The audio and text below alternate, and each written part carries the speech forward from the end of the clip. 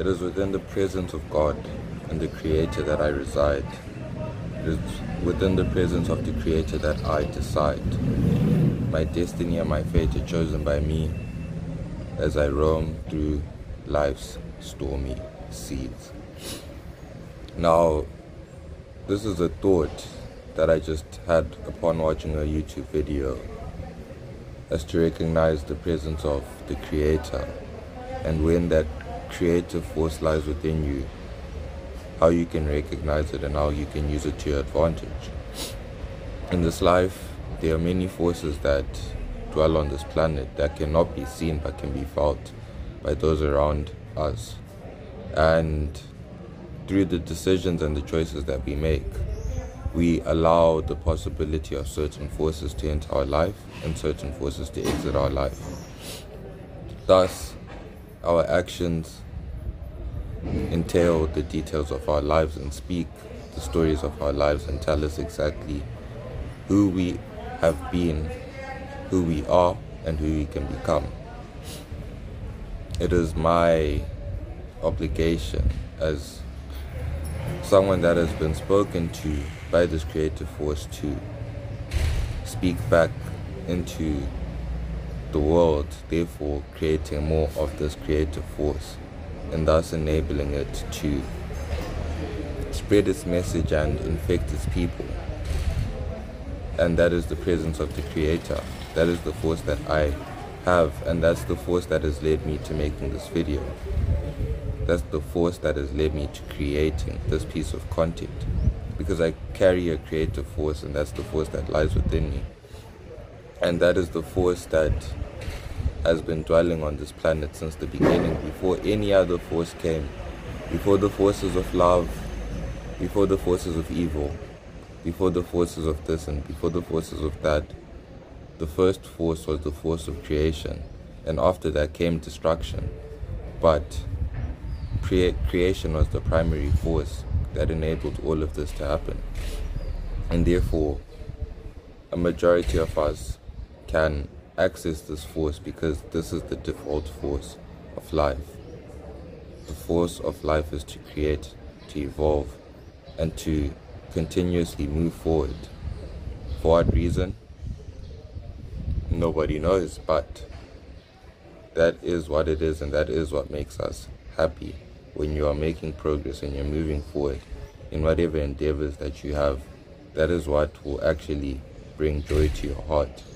And an everlasting joy that does not come for 2 seconds or 2 minutes or 2 hours and fade away, but one that you can actually reside in, live in, and know that 90% of your days are joyful, and the 10% is when strong currents from the destructive forces, or from whatever other forces, forces of love, forces of temptation, whatever it can be, come into you and take you away from the presence of the Creator. You must recognize, if you have this force within you, how to harness it and use it, and how to give it to other people so that they can also go into their lives creating more and more of what they desire. Because that's what this life is about. It's about creating more of what we desire so that someone else can come and benefit off of what we have created. And like that, it moves in the sequence of a domino, where one hits the other, and it is the next, and it is the next, and life just keeps getting better and better, and we just keep improving. And the more we improve, the more we have time to actually try to figure out what is actually going on, which is why at this point in human consciousness and human existence, we've gotten to a point where we have a lot of details on reality due to the fact that we've allowed ourselves to have the time to invest and feel these thoughts that someone in a life or death situation cannot truly comprehend, because they have something else on their mind. The presence of the Creator, the presence of God, can only create And when it destroys for the purpose of new creation. It will take away so that it can give back times 10. And you hear this in many, many stories of the past, where many people from different religions, different races, different cultures lost everything and came back stronger to have 10 times what they had before. And that is what the presence of the Creator will do for you. You have to reside in this and spend most of your time in this presence, because this is the place where you are going to manifest with your 2 hands, the devices that He gave you. And on top of your 2 hands, you have your brain, which allows you to move your 2 hands in the order that you want it to move in and to do the things that you want it to do. In this presence is where you will manifest and you'll create everything that you need to carry on the mission that God has called forth for you, in whatever way or form that He has called it for you. Because all of the purposes that you seek have been created, have been there, and will always be there. And it's just about you taking the time to be alone and to discover and actually identify which path and which direction you're going to take. And for you to make this decision, you have to think of your aim, what you want to achieve, how long you're willing to wait to achieve that aim, the magnitude of that aim, whether it's something big enough for you to aspire to, or you're thinking too small. And last but not least is, can you actually start today to begin to make that thing a reality? And if you can answer all 4 of those questions, then you have most likely found your purpose, and it's time for you to actually start putting things into play and allow the journey to take its course in whatever form that is going to do for you. But the most important thing is that you must reside within the presence of creation, thus sustaining a state of inspiration and motivation and duty, so that when you go along this journey, which many times it is treacherous, many die, many do not make it back, but when you go on this journey, you have to reside in this presence so that you do not give up and you continue along the path that you have taken for yourself. No matter how long it takes, no matter how tough it gets, if you have a vision, then that is what it is. And if you do not fulfill it, you'll be haunted by it towards the end of your life, in the middle of your life, in your dreams, in any shape, way or form. Life will remind you that you are not moving correctly and you're not moving on the path that you're supposed to move. And I have seen this for myself in the way that the world reacts to me when I'm not moving through my path and my purpose. The things that happen, the negative things that happen, the negative consequences of me not moving in the direction that I'm supposed to move in. And the negative consequences usually come up as depression, sadness, loneliness, just a bunch of fleeting negative emotions that will only subside once I get back onto my high horse and I start actually proceeding towards the mission. As long as I'm not carrying what I'm supposed to be doing forward, then those feelings begin to start entering my mind and they begin manifesting themselves and residing. Thus, for me, and I'm sure for you, it's important that you maintain the present and you maintain the path of working towards the vision that you have subscribed for yourself and that God has subscribed for you.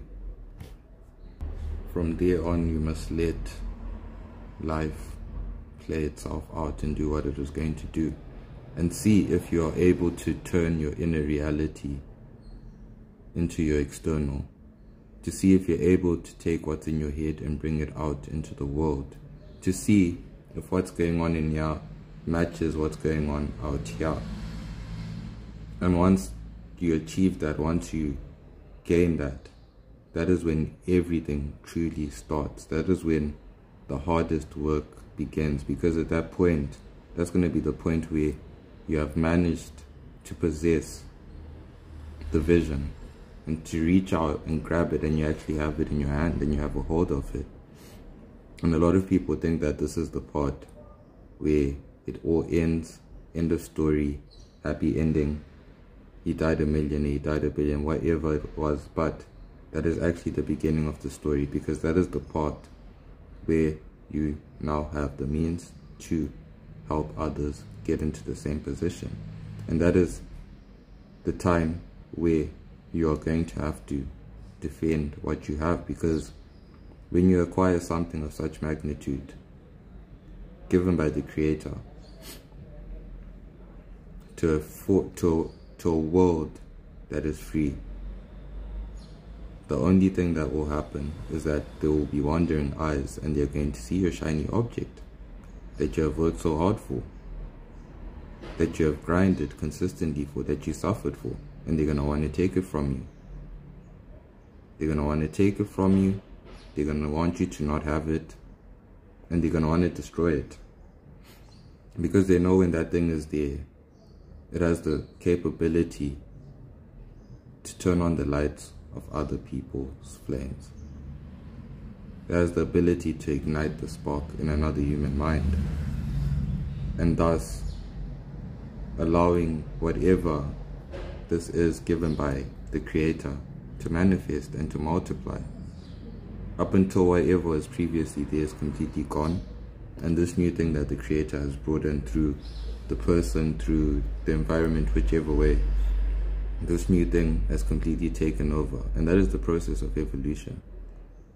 Evolution is like a parasite, and all it takes is one little parasite to infect the entire world,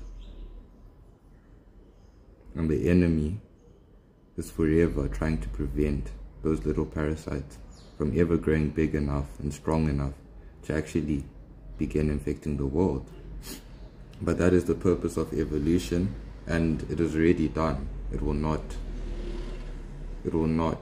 be stopped. It is already done, and it's just a matter of time and a matter of seeing who the faces are who are going to carry these visions forward and to carry what the Creator intended.